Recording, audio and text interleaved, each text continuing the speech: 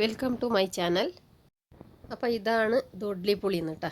നമ്മളിവിടെ പുളി മറ്റേ സിർക്കനെ പകരമായിട്ട് യൂസ് ആക്കുന്ന പുളിയാണിത്.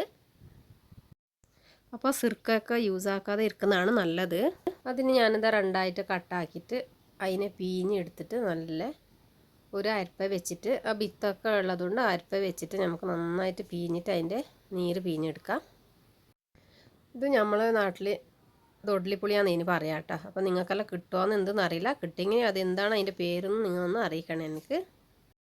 അപ്പോൾ ഇത് മഴക്കാലത്ത് മാത്രമേ കിട്ടുകയുള്ളൂ. അപ്പോൾ ആ സമയത്ത് കുറേ കിട്ടുമ്പോൾ നമുക്ക് ഇതുപോലെ അതിൻ്റെ വെള്ളം എടുത്തിട്ട് നമുക്ക് ഫ്രിഡ്ജിൽ സൂക്ഷിക്കാം. നമുക്ക് മാസത്തോളം ഒരു കേട് വരില്ല.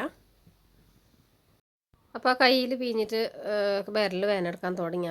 അപ്പോഴാണ് ഞാൻ ഓർത്തത്, കുറച്ച് മുമ്പ് ഞാനിതാ മുസമ്പി ജ്യൂസാക്കാനും മുസമ്പി ഓറഞ്ച് പിന്നെ ഇത് മറ്റേ സമാമ് അതെല്ലാം ജ്യൂസാക്കാൻ വേണ്ടിയിട്ട് ഞാൻ വാങ്ങിയിട്ടുണ്ടായിരുന്നു ഒരു ജ്യൂസർ. അപ്പോൾ അതിൽ ഞാൻ ആക്കി. അപ്പോൾ എളുപ്പത്തിലായിട്ടോ.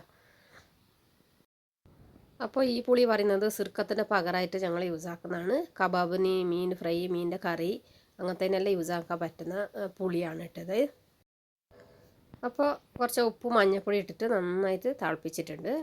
തിളച്ചിട്ട് വരുമ്പോൾ ചെറിയ തീയിൽ വെച്ചിട്ട് ഒരു 5 മിനിറ്റ് നന്നായിട്ട് തിളപ്പിക്കണം.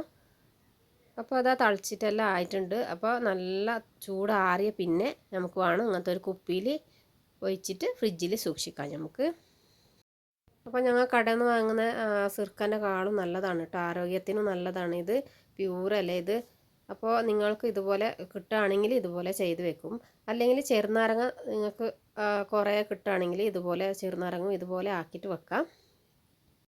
അപ്പോൾ അത് 2 വലിയ പുളിയായിരുന്നു. അപ്പോൾ ആ 2 പുളിയിൽ നിന്ന് ഇത്ര ഇത് കിട്ടിയിട്ടുണ്ട്. അപ്പോൾ അതുപോലെ ഞാൻ പറഞ്ഞ പോലെ മീനുക്കും കബാബുക്കും പിന്നെ ബാർബിക്യൂവും ഞാൻ എല്ലാത്തിനും ഇതാണ് യൂസ് ആക്കുന്നത് ഇവിടെ.